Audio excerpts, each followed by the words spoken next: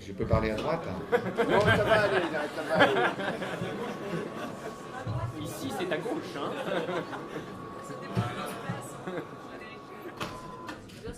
Formidable. Bien.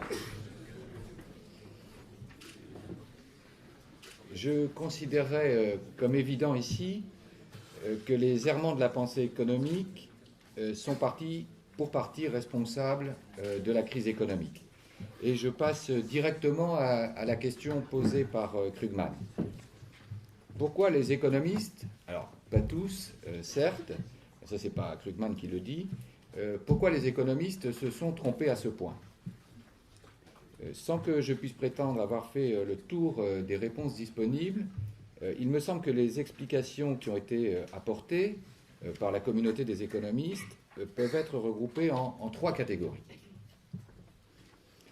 Il y a tout d'abord l'hypothèse de Krugman lui-même. En substance, les économistes se fourvoient lorsqu'ils confondent l'exactitude des modèles et la justesse des idées. Ça a déjà été plus qu'évoqué par André Orléans et par Frédéric Lordon. À mon avis, dit Krugman, la profession a déraillé parce que collectivement, les économistes ont confondu la beauté, sous ses habits mathématiques très impressionnants, avec la vérité.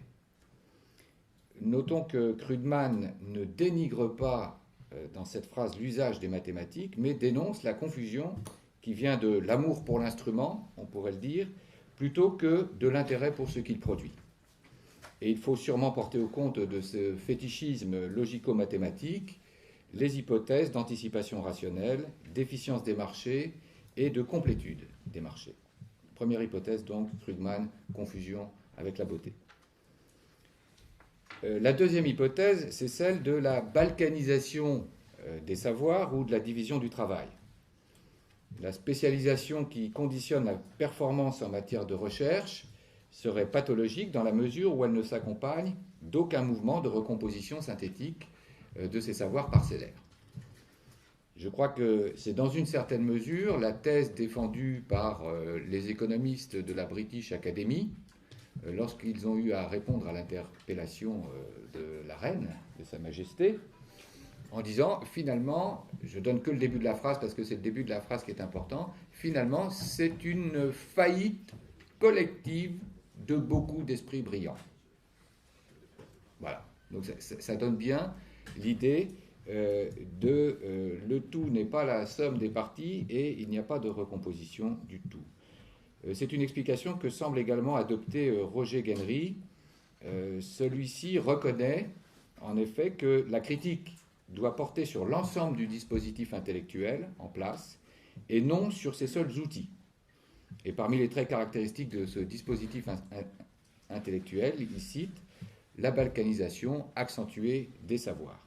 Donc, deuxième explication, deuxième groupe d'explications, la parcellisation.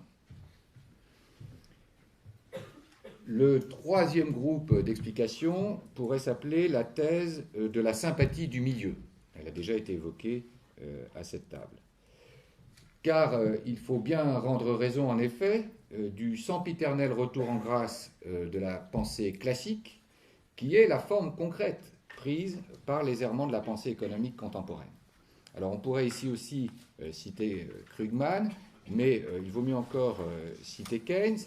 Keynes analysant les facteurs de succès de la pensée classique dans la théorie générale. Et parlant de la victoire décisive de Ricardo, il explique, cette victoire, elle ne peut s'expliquer que par un ensemble de sympathies entre sa doctrine et le milieu où elle a été lancée. Qu'elle présenta beaucoup d'injustices sociales et de cruauté apparente comme des incidents inévitables dans la marche du progrès, et les efforts destinés à modifier cet état de choses comme de nature à faire en définitive plus de mal que de bien, la recommandaient à l'autorité. Qu'elle fournit, toujours la doctrine de Ricardo, qu'elle fournit certaines justifications aux libres activités du capitalisme industriel, lui valait l'appui des forces sociales dominantes groupées derrière l'autorité. Alors on pourrait même maintenant être plus précis en ajoutant sur cette sympathie du milieu, comme l'a fait Jean Gadré, qu'une pensée des marchés est parfois très proche de penser d'abord à son marché. Alors résumons ces trois groupes d'explications: formalisme, parcellisation et sympathie du milieu. L'idée que j'avance ici, c'est que ces trois groupes d'explications sont largement, alors je dis largement, je ne dis pas exclusivement, le sous-produit d'un mode de production des connaissances qu'il faudrait qualifier, peut-être, à discuter, d'académisme néo-fordien, c'est-à-dire une forme d'académisme dominée par le productivisme et sensible à la sympathie du milieu par dissolution du champ intellectuel. Je pense que la transformation de la pensée économique en purs objets de production académique, leur mise au format pour entrer dans le processus de sélection, ça a été évoqué aussi par André tout à l'heure, dans le processus de sélection d'un champ disciplinaire où règne la compétition pour la publication dans les revues, ce régime d'accumulation des connaissances impose des règles très claires aux producteurs. Trois principalement. 1. Produire de la nouveauté marginale. Produire de la nouveauté marginale, c'est-à-dire immédiatement assimilable et transformable en énoncé citable, c'est-à-dire intelligible et reproductible, peut-être en moins d'une phrase. 2. Produire des énoncés accumulables, mais non pas forcément capitalisables. On pourrait y revenir, mais je pense qu'il faut bien distinguer accumulable et capitalisable, c'est-à-dire des énoncés qui cohabitent sans friction avec le reste des énoncés qui ont déjà été produits, ou pire, parce qu'il ne faut pas gâcher le terrain pour les suivants, qui pourraient encore être produits. Et ceci en vue de détendre la compétition et de ménager un débouché pour chacun. Troisième règle de cet académisme productiviste ou néo-fordien, produire évidemment suivant les cadences tayloriennes requises par le système de gratification, ce qui implique division du travail, spécialisation, standardisation. Ce régime d'accumulation de la connaissance impose un système de contraintes et de comportement qui fait certainement passer l'exactitude avant la pertinence,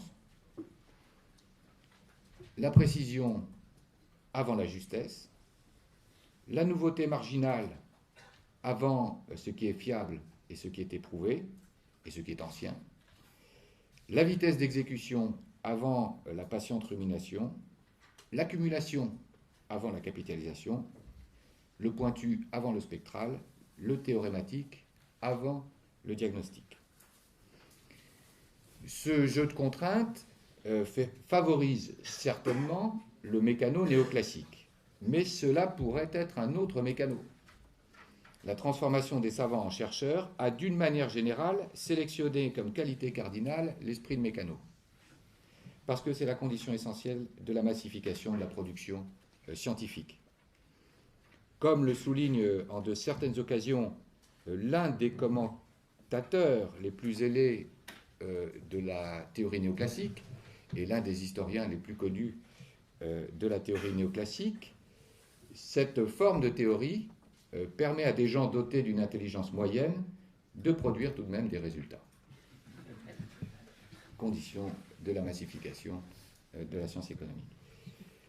Ce que je voudrais dire, c'est que les ravages, évidemment, de cet académisme néo-fordien sont partout visibles.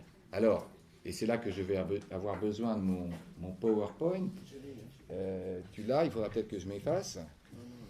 Et je voudrais en fournir un exemple, évidemment, on a le temps de fournir qu'un exemple, assez saisissant, et qui aura, je l'espère, le mérite d'illustrer correctement les travers de ce système et la promotion de l'idiotie auquel il peut conduire. L'idiotie, c'est pas ce graphique-là, c'est pas le premier graphique, parce que je vais mettre en contraste deux productions intellectuelles qui n'ont visiblement pas la même pertinence. Et non, mais tu es déjà trop. Non. Ah, il me loupe tous mes affaires. Ça, c'est l'académisme néo-fordien. On doit aussi être appariteur dans ce système. Donc, je vais mettre en contraste deux productions intellectuelles qui n'ont visiblement pas la même pertinence. Enfin, j'espère que vous vous en rendrez compte, et dont le destin académique est justement ou injustement inversement proportionnelles à leur pertinence. Alors, maestro, la première diapositive. La première production que je compte vous faire voir, c'est un graphique de Michel Husson. Et ce graphique met en relation deux choses, un indice de financiarisation de l'économie et le taux de chômage dans l'Union européenne. Alors, qu'est-ce que c'est que cet indice de financiarisation de l'économie? Ce n'est rien d'autre, et c'est aussi simple, que la différence, alors évidemment ramener un indice, mais la différence entre la formation brute de capital fixe des sociétés non financières et la différence entre leur excédent brut d'exploitation et leur formation brute de capital fixe pour les sociétés non financières. C'est-à-dire que c'est un indice qui donne la mesure dans laquelle les profits, une ligne très grossière des profits, ne sont pas réinvestis. C'est en quelque sorte le traceur du régime d'accumulation dont vient de parler Henri Sterdignac, régime d'accumulation financiarisé qui a voulu promouvoir le profit sans l'accumulation. Eh bien, ce graphique montre une corrélation absolument saisissante entre ces deux phénomènes, la financiarisation et le chômage.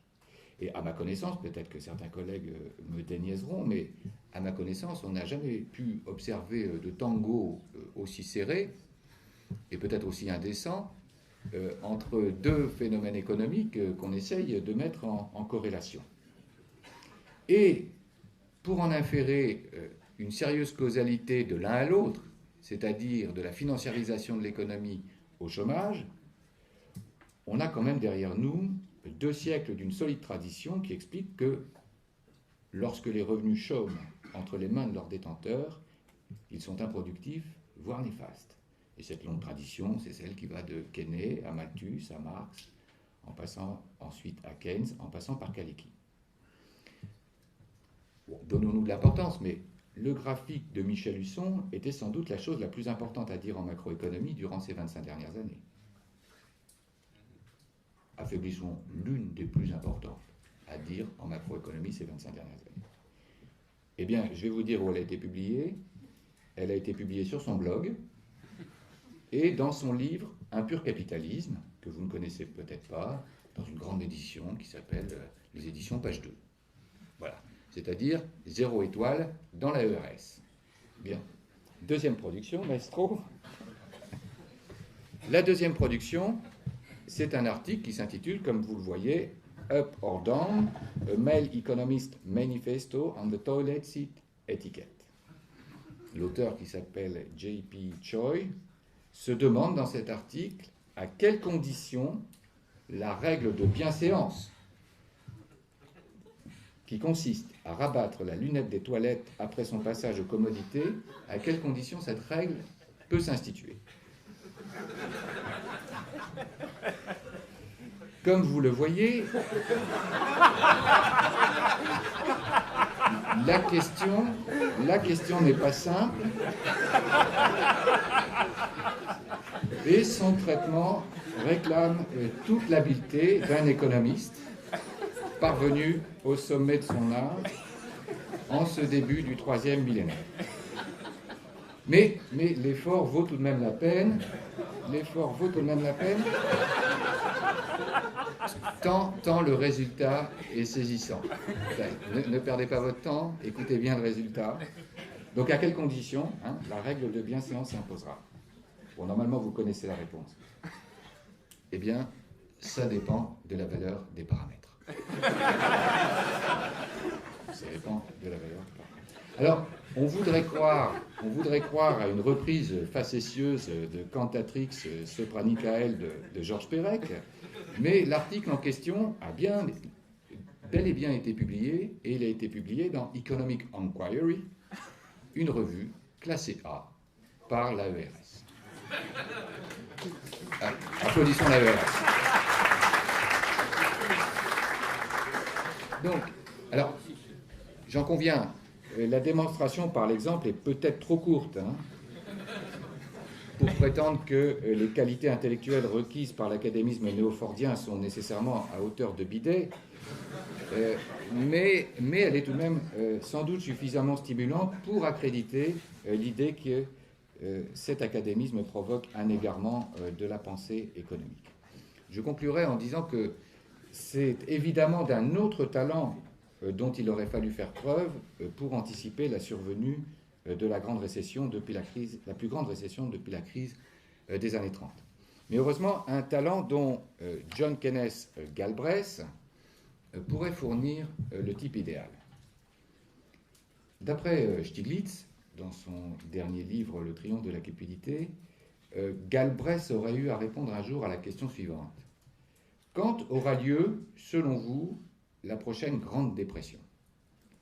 Donc c'était forcément avant que Galbraith meure, et c'était sans doute un certain nombre d'années avant sa mort. Je situe ça donc peut-être il y a 25 ou 30 ans. Et il aurait répondu 15 ans après le premier président américain né après la Grande Dépression. Alors faites les calculs avec moi. Ce premier président né après la Grande Dépression, c'était Bill Clinton. Il est né justement en 1946. Bill Clinton accède au pouvoir en 1993. La chute de Lehman Brothers intervient en septembre 2008, soit exactement 15 ans après son accession au pouvoir. Prévision donc parfaitement exacte et super ajustée si l'on pense que c'est bien sous le mandat Clinton qu'a été démantelé le Glass-Steagall Act. La prévision était parfaite. Aurait-elle pu être publiée par l'American Economic Review? Eh bien, c'est précisément à cette question que je vous propose de réfléchir.